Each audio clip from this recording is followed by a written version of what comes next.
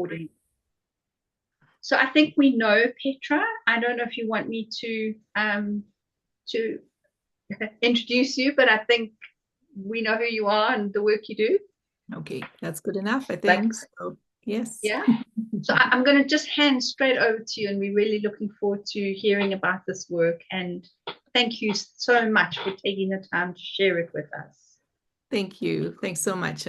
Thanks for taking the time to engaging with it. So it's just been such a delight to put together the CripMad archive dances. So you've had a chance to see them. So you see that many of them come as community gifts, right? So it's like this call out into the world, and it emerged all during the lockdown period of COVID. And so people were able to give me these wonderful gifts, which of course all have their different aspect ratios and their different, like resolutions. This is something that I think is works really well for our network here, since we're dealing a lot with bandwidth and who has access to what. So the CripMad archive dances emerge from that kind of do-it-yourself aesthetic. There's no expensive camera involved at all. It's all people's cameras. That just delights me. So I'm a community practitioner, as I think many of you know. I'm a community performance practitioner, and I work in the field directly with people. So using relatively low cost means and means that readily at hand is how all the work gets done. Not really usually huge amounts of money involved either. All right, so I have a little PowerPoint. It's all right. Let me just make sure I have that up, and I can share that a little bit just to give you a bit more of a sense of how it all came together. These are just about the early days of the project. Okay, so hopefully you can see that, and I'm going to put that into full style. And for some reason, I can't find the slideshow button. Here we go. Oh, I don't know. There's like all kinds of AI stuff that's coming up for me. It's just very annoying. Oh, sorry, people. I don't quite know why. So you can see that. Yeah, if you go to the left Can you corner, see that? yeah, No, it and has it says stopped. play from start. Oh, did it stop? Screen Okay. sharing has stopped because it just doesn't share this anymore. I don't know what is going on with the PowerPoint. Oh, yeah, now it's It on, was. right? See that? Yeah. Great, excellent. We're good. Perfect. So thank you. So here you have, this is kind of from the very first meeting that we had. So the CripMad Archive dances began when I was a fellow during the initial lockdown period of COVID. So it was just after, it all was diagnosed in March 2020, as we all remember. And this was in early 2021. So things were still closed. The archives were hard to get into. They were just opening up. They had a few hours a day that they were open, and they had all kinds of rules and regulations about how you could get into the archive. And this is the New York Public Library Duns Archive, the Jerome Robbins Duns Archive, which is an important site for many researchers because that's where a lot of US material is held. So I was in there, and I had just begun to do this CripMad archive dances work. And I was during the day, whenever the archive was open, I was in there and I was looking for fellow disabled dancers. And I was trying to get away from the people that we all know, who else is in there? And very quickly, the project became about, well, how do you search for disabled dancers, for crip and mad dancers? Because people we're just not cataloging people by disability, right? Disability is stigmatized. No one wants to know about disability. Families, survivors, even archivists would never put down psych or or other or mobility differences or anything like that as a category. So I think we all know that here in this in this call. We're all aware how hard it is to even name disability in our stigmatized world. But it became really clear to me what that meant for archival work when I was in the archives as a practitioner. So what I did, instead of just getting down about it, which was one way, I was getting down about it. What I did at the end of every day, I did what you see here. I had a call out to people that I knew in and around New York City to see if they wanted to come out with me and just dance. So every day after the archive, we met outdoors. Again, outdoors was the only place to meet. There weren't any performances yet. It was, again, during the just like at the tail end of lockdown. And we would just dance outside and we would dance some of the gestures that we had found in the archives, just like what you saw in the film, you know, these gestures that were handed on. So I was finding those gestures in the archive and then dance together. So here you see a first bunch of people.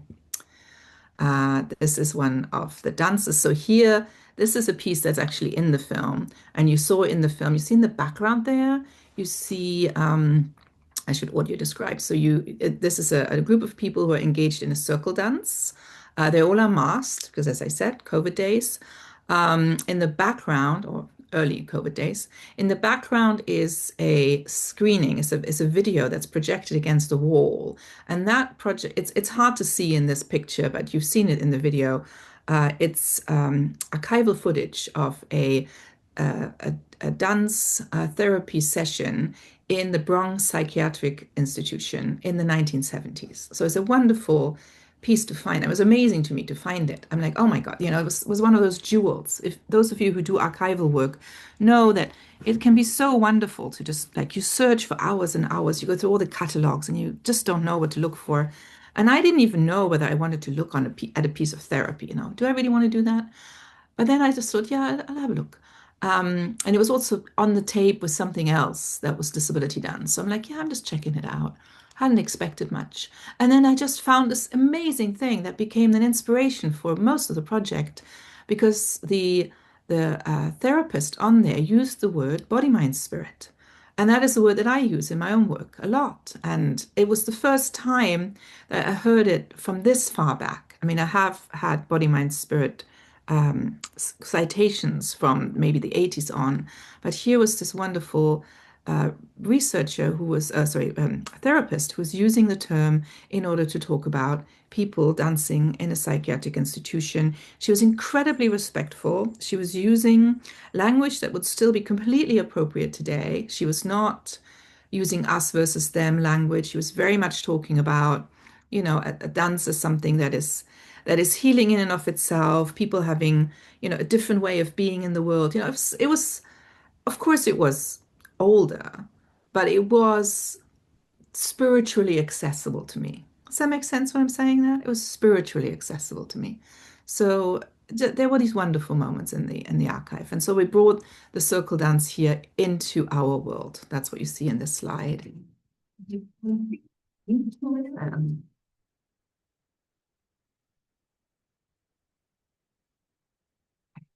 going to move it on to the next piece. So this is a slide that I so treasure from that film. And it's what you see on the screen here is it's full of digital artifacts. It's barely visible what it is, right? So it's like, what is this even? This is a screenshot from the 1970s video, full of these distortions that bring all kinds of interesting color into it. And in the screenshot, you see one hand reaching out to another hand. And this is a moment in that dance when there's mirroring going on, which of course many of us, you know, this is a common dance exercise. You mirror as a way of getting close to somebody, maybe someone who's nonverbal in this case, or someone who's really shut down. How can you do really basic mirroring, really basic hand dance work as a way of connecting?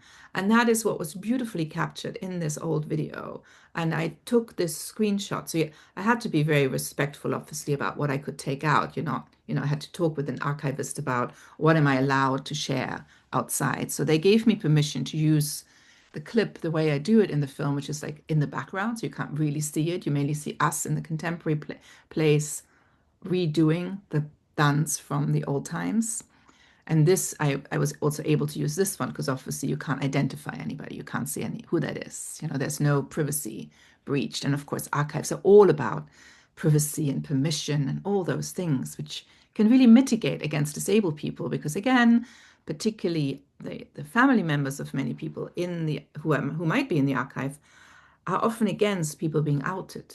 I found that particularly when I was looking at the HIV archives, the AIDS archives, and many dancers had left oral histories in the archives about their experiences. And they were like themselves clearly AIDS activists, clearly, were interested in bringing the presence of AIDS into the public and talking about the effects and trying to move the political system to recognize AIDS as an important issue.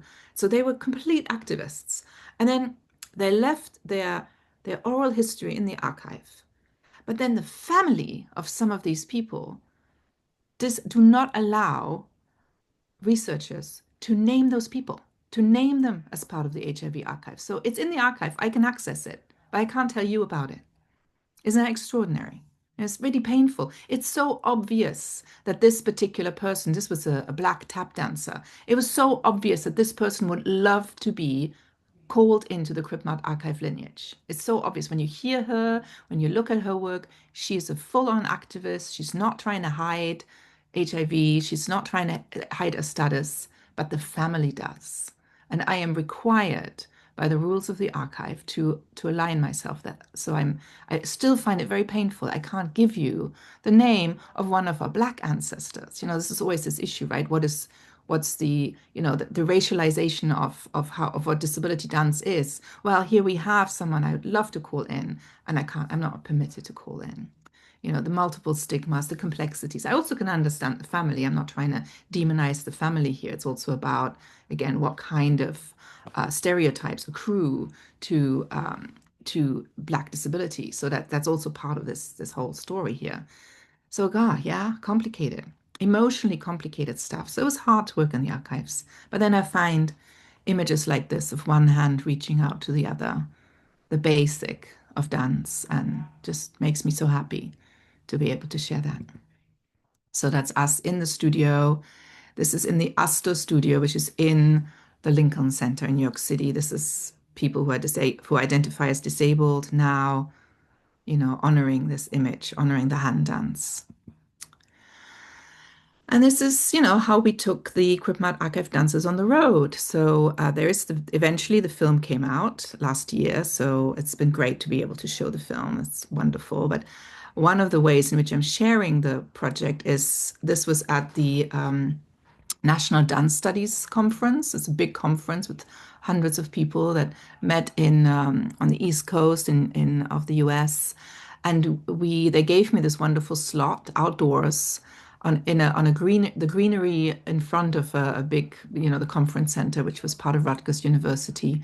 And all the people from the conference came out and we did some of the gestures. So when I show the film, I often, like when I'm with it, when I'm like on tour and I'm showing the film, I stop the film after each of the gestures and then I invite people to do the gestures with me. So instead of us looking at disabled people on the screen, which we're so used to, right? We're used to like, oh, the other on the screen. Instead, we take on the gesture. So Chanika's gesture, which is the one of walking backwards, forwards, backwards, that one? So Chanika is the person on the left here, right? Now you see the person with a mask. There's a person with dark hair and brown skin who has a mask on.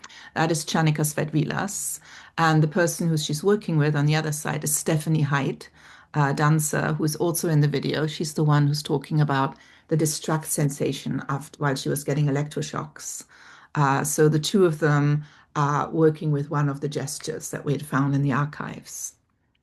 So that was a wonderful way of sharing. We just did a big dance, a big CripMad archive dance, where we were just showing all these gestures to one another. And the person that you see here on the right is one of the lineage carriers of of uh, um, uh, Fred, Fred Benjamin, who is in the film. So in the film you see Robin Wilson, who's a lineage carrier, talk about Fred Benjamin, and this wonderful person here is also a lineage carrier. So she offered us a gesture from the Jazz Archive. And these were some of the different gestures that we used. So when we're outdoors, I was using Raimund Hoge. Many of you know I'm German, right? So it was really important for me to honor this, for me, a very direct ancestor, Raimund Hoge, who was a dramaturge of Pina Bausch. So I used some of his gestures in when I'm in person, handing out the gestures and inviting people to do the gestures with me. So this is Raimund Hoge in Canzone per Ornella. This is Elizabeth Motley, who you saw in the film. Elizabeth Motley is the one who talks about being restrained and like springing her restraints. Okay, she had to be restrained during episodes. It's like she had like a brain swelling and she has like seizures and like moves in uncontrollably. So she's being constrained as part of that. So in the video, she's showing springing her binds. And here she is in one of the gestures from Raimund Hoge's repertoire. This Raimund Hoge in one of his pieces is lighting a candle on stage very carefully, very, very gently. So we all lit a candle together. Again, this is during a time when so many people were passing away from COVID.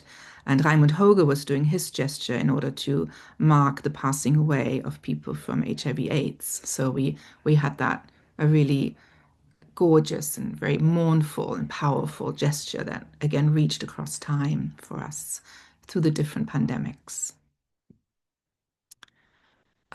This is another one of those, another gesture. You see the candle, and then some people are moving on from the candle. Like this is a bunch of people engaging with the gestures in a dance studio. And this is a video. I'm not going to share well, maybe I share a little bit of it. No, although wait, no, that's Stephanie. Okay, sorry. And this is Kim. So this was Stephanie, as I said, she's also my wife, so I should mention Hi that. everyone, I'm Stephanie. So this is you saw her all in the video, so I'm not going to show the actual video, but she's part of the project. Kim McDaniel is part of the project, and I invited people to share their gestures wherever they wanted to. And Kim happened to be visiting with me, so this is our backyard here in Michigan. But it's very interesting how just by chance, when I was assembling the video, plants were everywhere. So many people chose to share themselves in natural environments, which I just made me so happy. It wasn't part of the brief. I didn't tell them that. I just said, share with me a gesture of, like that's something that signifies your disability, whether it's, a crip disability, whether it's a mad one, whatever, however you identify, share something with me and something about that this notion of institution, asylum. So that came up for many people, and so many people chose an outdoor site, which I thought was wonderful. And of course, visually as a filmmaker, I just love that Kim chose to put that pink hat on. I mean, great. What a gift, right? So very beautiful. And this is Chanika. Again, you've seen them also. I'm Chanika Swepilis. Right. So here's again Raimund Hoge. This is one of the gestures that we're using. So in some of the clips that you saw before, some of the pictures, you see this stretch upwards, which is for Raimund Hoge also a deep acknowledgement of the body history of the Nazi regime. The kind of the way that body work was and like real Körperkultur, body culture, was part of National Socialism and Hitler's regime. So the complexities of somatic histories and dance histories with fascist governments was a significant component of engaging with some of the gestures, some of the material that we were developing in the CripMad archive dances. So here is us doing that stretch outside the Lincoln Center. So this was one of those days when we were outside of the archive, having been in the archive all day long, and then inviting people to come and do this with me. And I'd show you this picture because I just love how there's that little community participant. This is at the Lincoln Plaza. So those of you who've ever been to New York City and this is like the opera, the ballet is there, like it's a very posh site. It's like very, very high art site. But people also hang out there, so this greenery was put up in 2021 as a way for people to come back together again after the total disruption of the deep lockdown period of COVID. And so there's this sweet little community participant who was just joining us. And I got permission from her parents to make a picture, so we did make sure. But it was just so delightful that there she is reaching with us in Raimund Hoge's memory. This is another person that is not in the video, like neither Raymond Hogan nor Homer David Avila are in the video, because they could have been, but they were part of and they are continue to be part of the repertoire of what I'm sharing when I do this live with people. This is a pirouette. Homer David Avila is doing this pirouette in a choreography by Victoria Marx, where he's spinning on this one leg, and finding that balance, finding that energy with his one leg has been kind of central to one of the images that we're sharing when we're out of the archives. Homer David Avila lost his leg due to cancer. I know that some of you know him. He was very well known in the disability culture dance scene in the US. And so here is us engaging with that gesture in various ways, trying to find center by finding that central strand and like engaging with that. And here is this is me teaching this at a college, and I had like hundreds of students on this stage with me. I invited them also. I was screening the movie that you saw, like bits of the movie at the time. It hadn't been fully assembled yet. And then I invite students to come onto the stage with me and just do the gestures. So here they are, all articulating Homer David Avila's pirouette gesture. Like you see them at the end, just holding this high up. Fred Benjamin, you saw how that articulated itself through. When I think about this is Robin Wilson, and here again is us doing a repertoire of Fred Benjamin. I keep saying Fred Wilson. Fred Benjamin outdoors at Rutgers with many dance scholars. And this is the image that you kept seeing, that you never see in this way, right? When you're seeing the CripMad archive dances, you crawl over this photograph, but you never see it. This is the only time that you actually see it. I never pull back and reveal the whole image, apart from when I'm doing the PowerPoint presentation.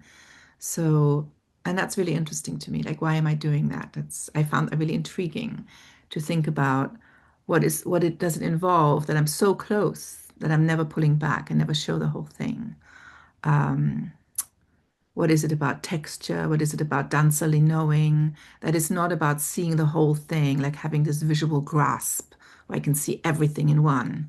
And I should audio describe what's here. So this is an old photograph. We see the deckled edge, the old photograph, a black and white, of Václav Nijinsky in the garden of the asylum home that he stayed at for long periods of time in Switzerland.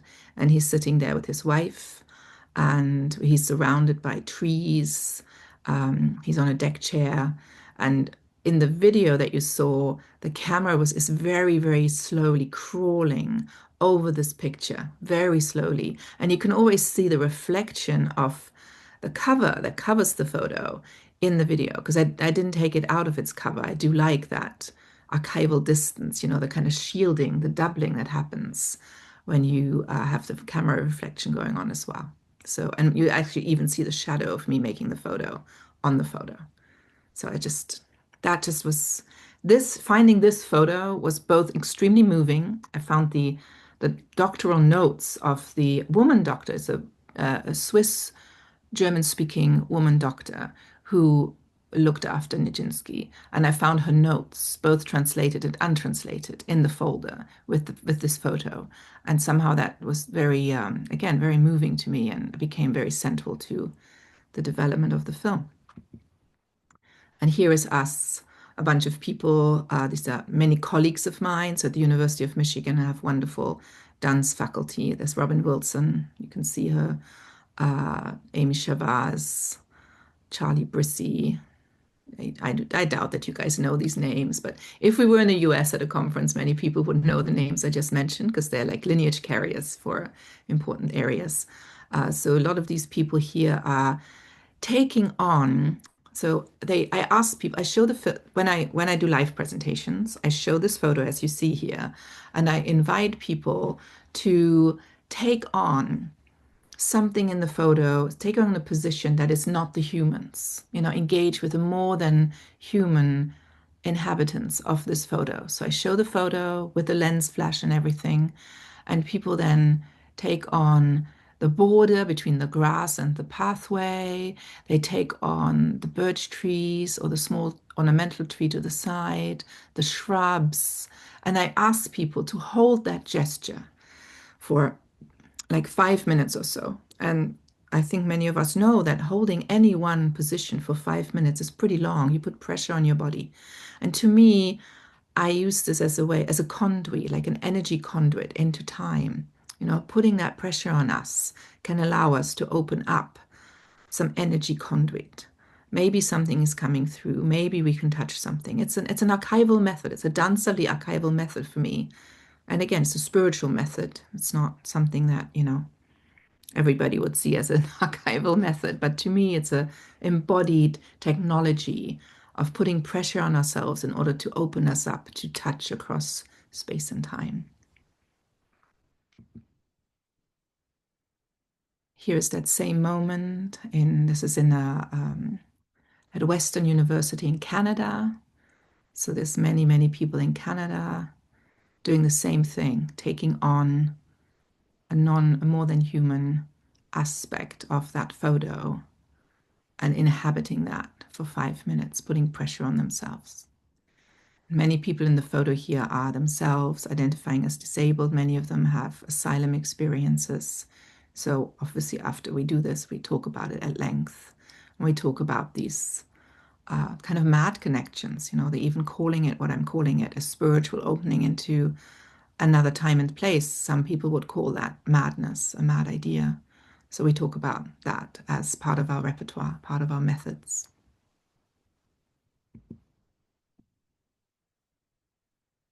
And these are probably quite a few of you have seen these pictures. They are from the Salpêtrière. So this is a famous asylum in France, in Paris, France. And there's this particular psychiatrist who shot images of inmates, women who were held prisoner in the asylum, sorry. And these pictures have become quite famous in their own right. So they become part of a mad movement archive. So we did engage with many of these gestures that women have given to us. They performed them for the camera of the psychiatrist in the Salpêtrière, in the hospital, and they have become part of the visual archive of movement traces of madness. So Elizabeth does some of this kind of work. Elizabeth Motley, who's in the film. Hello. Okay. Yeah, and that gives you a sense of what I'm trying to offer to people. I will ask you in a minute, what are you taking away when I finish the PowerPoint? But corporeal knowledge, honor and ritual, art-based methods, how do we know? And mad dance moments, how expertise, influence, and self-representation, how that moves together, how that works together in the kind of choices that we make in the choreography of the CripMad archive dances. All right. I'm going to stop share on this one. Here we go. All right. Yeah, thanks for listening and watching. It's actually really lovely to revisit, all these moments. And these days I mainly show the film. It's actually, thank you. It's been a little while since I shared, for instance, the photo with people. I'm touching back in with how much I loved showing the photo and having people engage, do this spiritual opening. Yeah, no, it's lovely. And so we have some time for questions and answers now. So let's see. And why don't we take 5 minutes just for everybody to think a bit, maybe jot down some notes of what you're taking away. Maybe that's a nice, how shall we do that? Would that be nice? Yeah, give us some minutes. All right, 5 minutes for just putting some notes down. Maybe I'll put up the picture of Nijinsky in the garden again. Should I do that? I think that might be quite nice.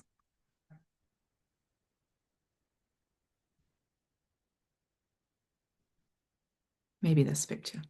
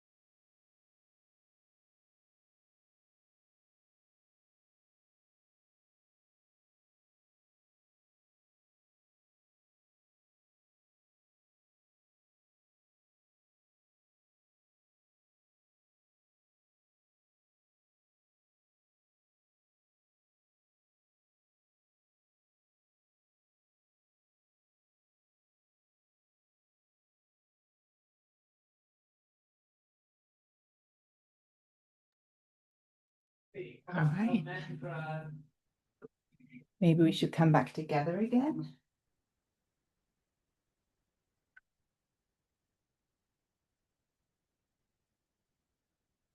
All right. I'm going to take this off.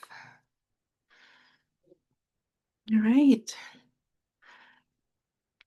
So if there's anything you want to drop into the chat, feel free to do so. Don't feel obliged to do so in any way.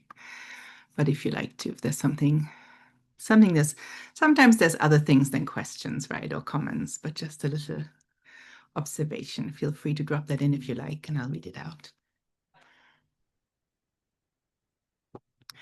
And otherwise, I'm happy to see what you might have to as a comment. How does it connect to your own work?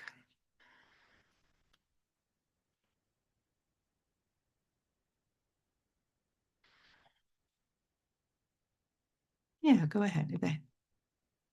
I was really touched, but I think it's something I'm going to meditate on. That point you made about holding a gesture for 5 minutes being a way of opening something up. Because actually holding something for any length of time is a mode of endurance. Mm-hmm. And I think endurance is something that a person with a disability understands. You're often holding an uncomfortable place or something that's difficult. But I think that inversion of endurance as a way of opening is a really challenging thought for me, and a way of crossing time and space. So rather than something that's quite difficult and something you've kind of got to just get through, and opening that into something that's positive, it's a source of energy. Because I think holding something for me takes energy. So that idea of it actually being a source of energy is something I need to think about. And I think I need to think about it in my body. I don't think I can think about it in my head. So, and I loved your gesture, that standing on one leg, because I've just been given it as an exercise to improve my balance. And I can't do it for more than 1 second at the moment. So I'm trying to, and my physio said I must do it every time I make a cup of tea, do that balancing. But it's actually interesting that if this is going to be a way of, and then it made me think about the roots and the tree. It's actually drawing energy up from the ground, So I've got lots of thoughts, and I think I need to go and process them in my body. And funny enough, it's not from the gestures, it's actually those ideas of challenging my thinking almost in the opposite direction. So the drawing up of energy, the production of energy, rather than the idea of just spending it. So I've got lots of provocations, I think, from what I've seen and heard. And I thank you so much. I love what you're talking about, because this is one of the interesting things about trying to even show the one-legged thing, because I can't do it, like totally forget about it. But that is, and of course then you do it sitting down or something, right? But it's something about, it's a durational practice. It's like, it's also such there's a history of that in performance, that we put pressure on ourselves, whatever that means, right? It could be literally just, you can hold your hand up for 5 minutes. That has its own stress for many people. Some people find it super easy, but, particularly in disability context, it might not be easy. But yeah, I think there's something really exciting about thinking about it being an opening and a coming back in, rather than just an expenditure, that it is painful. It's not. It is painful, but everybody, even for non-disabled people, it has a cost. And there's something interesting about exerting that pressure on ourselves. I think of that when, you remember how Liz Crow did these beautiful figures by the Thames, out of Thames mud? Do you remember that? A few years ago. She created, it was as a protest against austerity politics in the UK. She let herself be carried down to the edge of the Thames, and she's a wheelchair user. So, and then she made with her hands little figures out of Thames mud, and it was just amazing because it was, it there was this whole interplay of really putting pressure on herself. You know, this is like hard for her body, incredibly hard. She had to be carried down, which many people who are wheelchair users, like myself, we don't like. Not everybody likes that, right? So it's you give control away, and then you're like in the cold with the mud. I mean, it's such an inhumane situation. And that is what she did in order to create work. And I just respect that so much as well. I'm just going to read out what Jessie wrote as well. Okay. I'm thinking a lot in my own life at the moment about CripMad agency in relation to trauma due to navigating various modes of support. So, firstly, thank you for this work. Thank you so much, Jessie. Secondly, I wondered about the line between what we need and what we led to believe we need. I was really struck by Isolde's contribution in that regard, yes, and how you feel embodied dance practice can help us find those boundaries, especially if we need physical help or care. Yes, that's a really good question. I like that one. Let's think about that. What we're led to believe we need and what we need. Yes. I mean, in Isolde's case, it's so much what we need is patience and attention, right? We need patience and attention on behalf of the other in order to give us space to get to expression. And that is so hard to do. That is a durational practice. So it's actually interesting to think about the 5 minutes holding a pose and then the 7 minutes of holding space for Isolde's expression to emerge in the video. I think it's been shown in many festivals. I'm glad to say it won some awards as well. It's all good. But there's many festivals that didn't show it. 36 minutes is long for a festival. But when you do a community art project, you know, you can't reject contributions. Not that I would want to, but you can't just pick and choose. You know, if people give me these beautiful things, I'm using these beautiful things. But then you end up with something that for many normate people, like really ordinary, you know, non-disabled, not cued into this kind of stuff, this is not an easy watch for people, right? I'm trying to embed it in the video in such a way that it comes at a time where if you are a normate temporal person, you hopefully are tuned in enough to give it that attention. But I know fully well that that is also a moment when for many normate folks, they go, no, this is it. This is as long as the time as I'm going to offer. So Jesse, for me, that is such an important question here. And that this goes to the point of we need that temporality, time, patience, a belief that something will emerge from including holding our attention, holding our muscles, holding our attention, whatever it is that we're holding, which is different from what we led to believe that we need to communicate quickly. You know, you need the various communication boards in order to somehow grasp what is being said. I mean, you all saw that Isolde's communication board was like of medium use there, right? I mean, yes, yes, no, no, yes, yes. It's like, okay. If we only use the electronic Simpson board that she has, we would not have gotten to the richness of communication that we did get to after 7 minutes when Isolde is really handing on a gesture, really connecting with us. You know, so just spending 1 minute with the Simpson board was not going to do it. So yeah, that's and that's a complicated thing to say as well. Of course, for many people, I'm not being down on Simpson board, right? It's a super important communication tool for many people at the same time. But yes, what is it that dancerly expression, in this case, really tuning into Isolde's way of being and way of expressing? What can that get? What can that add to the richness of human communication? Thanks, Jesse. I hope that addresses that to some extent. Yay. I was quite struck, kind of carrying on from Jesse's idea. It's sort of like many things, but I was also struck by, because I'm busy working with this with our student body, but the idea of ritual, which was so beautiful, and the idea that particularly perhaps in the South African traditional context, the notion of ritual is durational. It is about holding. It is about a rite of passage, which is about long periods of time of discomfort and to become to transcend eventually. And I've always thought in the back of my head that there's something really interesting about crip time and the kind of African ritual time, that idea of digging in and taking time in order to find the transcendent, that it's not quick, that it's not easy.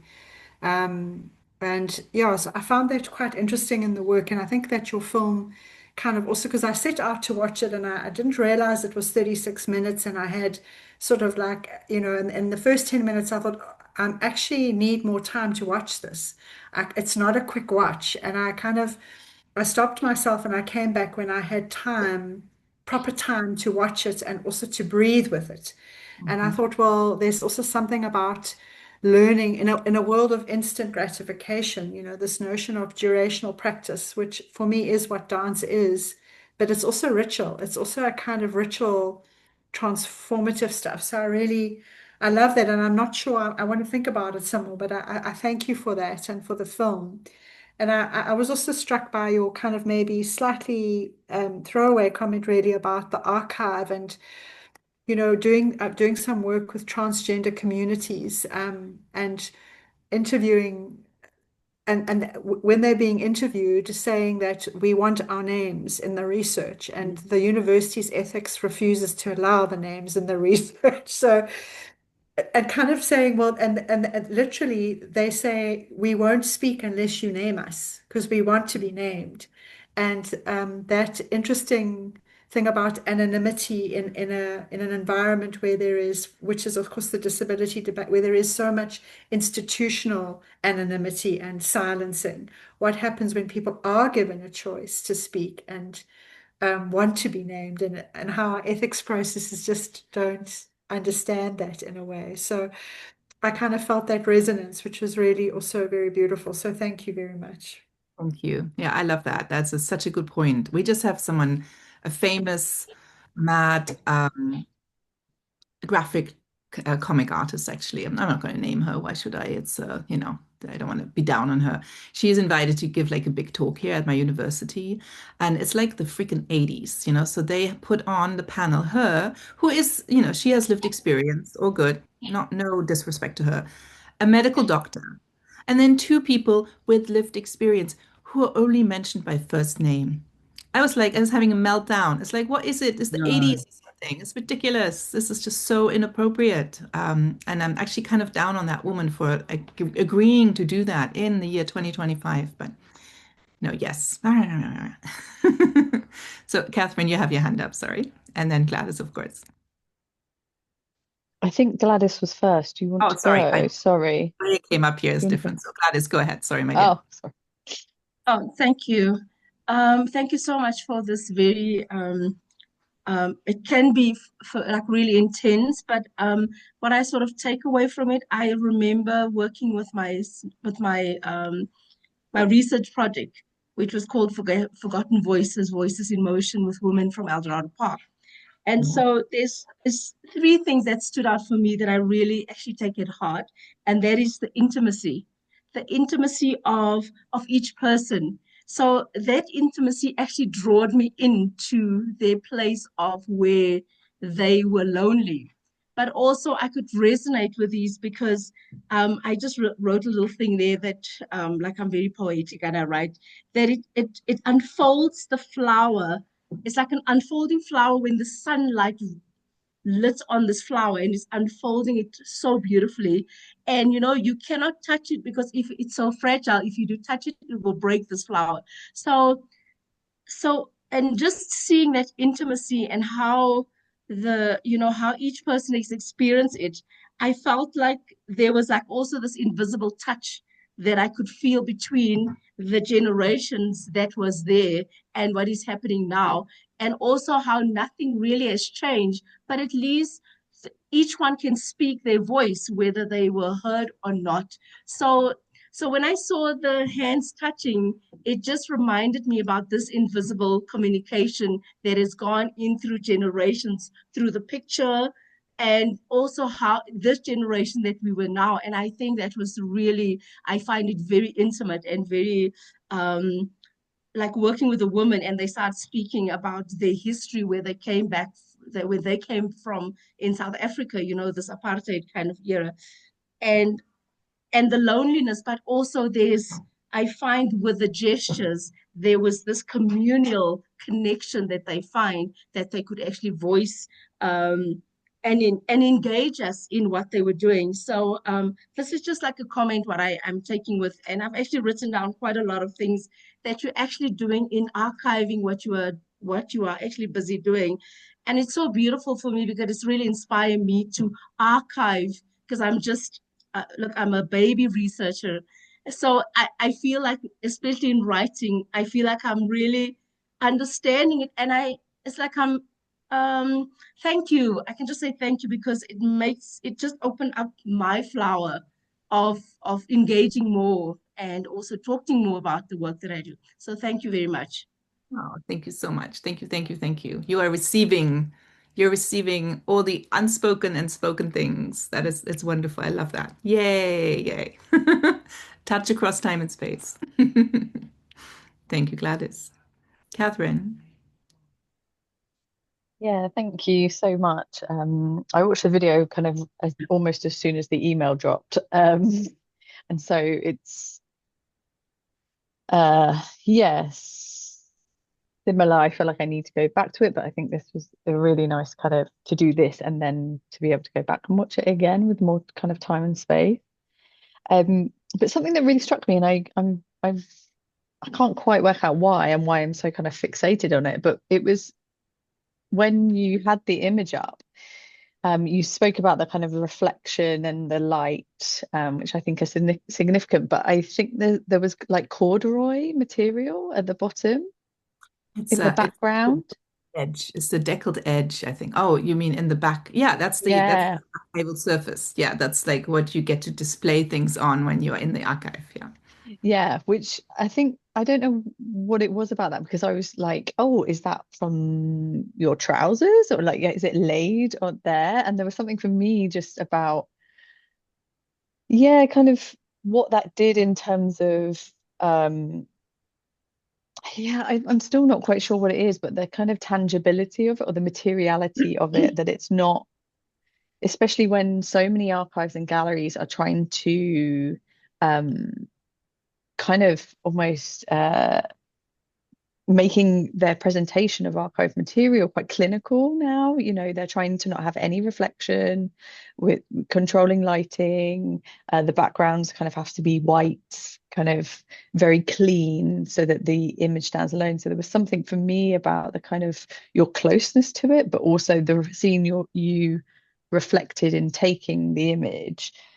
I don't know why, but that just really kind of stuck with me, because I was curious about like how close you were to the image and what that did in terms of your relationship to it in that moment, and like how you were acting with it as the person in the archive. Yeah, I love that. Yeah. These are, of course, exactly the questions you have when you're in the archive, right? That's like so archivers, knowledges, you know, activating the knowledge that we hold when we when we went through the durational labor of being in the freaking archive, right? Like when you're sitting under some fluorescent lights and, you know, they only allow you very specific ways of access. You know, it's very cold. I got totally cripped up in that thing. And I'm like, every day I just got like, oh, like this. And I'm coming out and I just need to slowly unfold myself, you know, so Yeah. way of just being in the world again. Very, very non-crip friendly as an environment, and the aseptic nature of what is often permitted to come out is really interesting. Later on, this is not in the presentation. I don't even know yet where it's going to go, but and I know we're at time, but I was at the Huntington Archives in California, which is the archive of it's like famous Afrofuturist writer that we all know, Octavia Butler. So it's Octavia Butler's archive, and who is also a disabled writer. And I was able to look at the photos that she shot of the Amazon when she was there. And so I was looking at plants. I'm looking at plant images in her work, and just plants, you know, like the trees in the Nijinsky image. Anyway, so there I had, Catherine, exactly what you're talking about. I had some of those issues, you know, what am I allowed to take out of the archive? What am I allowed to make pictures of? how do they look when they photograph them versus my homemade ones that I'm not allowed to publish, so like interesting. There's some interesting mushrooms. Mushrooms, I imagine Octavia Butler held this photo in her hand. Now it's me holding that photo in my hand. Now I'm making a photo of me holding that, and then now I'm having it against a white background. It's reflection free and it's sort of out of context, out of its place. All very interesting. And she used this they were holiday snaps. They were not like, I am making some official photo here, right? These are such interesting and beautiful archival questions about intimacy.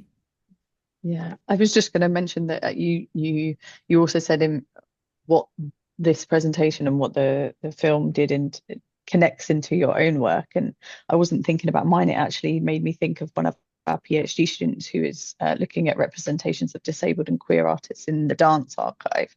Right. And so, and I was just looking at their profile just to remind myself of their work, because I'm not on their team, and some of their questions are, really seem to connecting so beautifully with this work and around kind of how do archives retain lived experience. And I think something of what you've just said about who held it, who, how was that, and not just what's in the image, but actually how it was kind of dealt, interacted with at different times in its history. But yeah, so I'm definitely gonna send the recording, and yeah, it was great. Really, thank you. Great. Yeah, thank you. Yeah, and right now, so just to kind of end that part of things, so I'm now figuring out how to represent this in writing in an appropriate way. So, and that's an interesting question. Yeah, how would this project, Yvette, how might this project have been different if it hadn't happened during COVID? Well, it would have been really different, and it would still be quite similar in some ways. And my work is always modular. So those of you who know my work in general, like I'm currently working on a virtual reality piece, and it uses a very similar methodology. Right? Modular, because I don't work with people who can show up to rehearsals and like multiple performances, one performance, next performance, next performance. Myself included, we can't do it. We're usually just like, we're happy to get together once or then twice or something, but it's always like a different configuration and who can show up for what reasons. It's like always a thing. So media is my way of trying to engage with that, to find co-presence, to find a way of sharing our beauty in an alternative way. So that's always how the projects look, but it's specifically, I think, engaged with the COVID framework because of also the notion of the pandemic, and because the HIV/AIDS archive is one of the strongest archives in the New York Public Library. So in terms of finding dancers in particular, the HIV/AIDS archive was a wonderful resource, and yet then it had all these embargoes on it that I wasn't allowed to share. But other dancers are, as we know, not easy to find, apart from that handful of people whose names we probably hold together, we know. Actually, I was just at the National Dance Educators Conference here in the US, and we did a very nice exercise where a bunch of the people that I know through your network came up, because when the disability and dance people met, we have like a working group, right? And so we all met, and we gave people the assignment as a get-to-know exercise to get together with somebody and share a disabled choreographer who are the disabled choreographers because of course many people come to that meeting, and there are many people, they work with disabled populations, but they don't necessarily know the actual people. And it was delightful to me how many people came up that that have been presenting here. So this has been really nice, actually. So we had a very international representation of disabled choreographers. So yay. But it's still not an easy exercise. Many people are struggling to come up with names of choreographers or directors or whatever, not just, just disabled dancers, but people who have some kind of modicum of say of how they represent themselves on a stage or film or whatever they happen to be using as their medium. But yes, as I said, maybe to close, I'm working on how to share this in an appropriate way. I decided this is not a book. That's why I chose the film as my main outcome of the Guggenheim year. I am now working on a sort of poetic fragment, like a documentary poetics approach to this. I'm beginning to publish holy text, holy as in HOLEY, with holes in them, to represent also the archival holes. And of course, also holy text as in HOLY, this kind of spiritual dimension that's to me so important to this project. So something is coming out in the Dance and Disability Handbook, the new Oxford Handbook that's coming up. So I'm just finding places where I can slowly disseminate these different texts that are fragmented, montaged, different voices speaking with one another. And that's a really nice way in which I'm trying to carry the insights of the project forward in a different way. Yeah. Thank you guys. Thanks for witnessing and listening and engaging with this. I so appreciate that. And I think all of us, and I'm speaking to, like, Stephanie is just talking next door to me here. So I'm talking tomorrow to Elizabeth Motley, who's in there. Many of the people that are in the video. It's an art life community. We are friends with one another. We're like hanging out, which is nice. Many of them are now in the new Planting Disabled Futures work as well. Yeah. And that's our hour. Thank you for having me. Thank you. I just love the idea of fragmentation. It's like my favorite thing. So, it's just beautiful. Thank you so much. Yeah. Thank you so much for coming, everybody that was able to come today. We had a few people I had someone who said they thought it was Tuesday and they logged in and said, "Where are you?" And I was like, "It's not Tuesday, it's Thursday." So, so there are many people that really wanted to be here today, but obviously will watch the recording. Rena was particularly sad that she said she really wanted to share her thoughts. She was deeply moved. So I've had lots of emails about that. So Petra, I'm just passing that on to you, that this has touched many, many people that are not able to be here today, but they have really been moved by this work. So thank you for sharing it. And I think also it's not just the work, it's also the methodologies that are pushing us, to think in our bodies and not start in our minds, which, is also really beautiful. So, yeah, the somatic practices that Jesse's writing about, so important. That is what you do. So thank you for sharing, and for everybody sharing their own responses. That was also beautiful, and gifts. There were real gifts today. So I feel like I've had a birthday, and yes, we look forward to seeing everybody again in 2 months' time. I'm not sure what we're doing, but we'll do something. Yeah, may the force be with us all. May the force be with us all. Take care. Jessie, I'm looking forward to that call. It'd be lovely. Thanks, everybody. Bye-bye. Thank you. Take care. Bye. Bye. Bye, Leanne. Bye, Yvette. Bye, Jessie. Bye.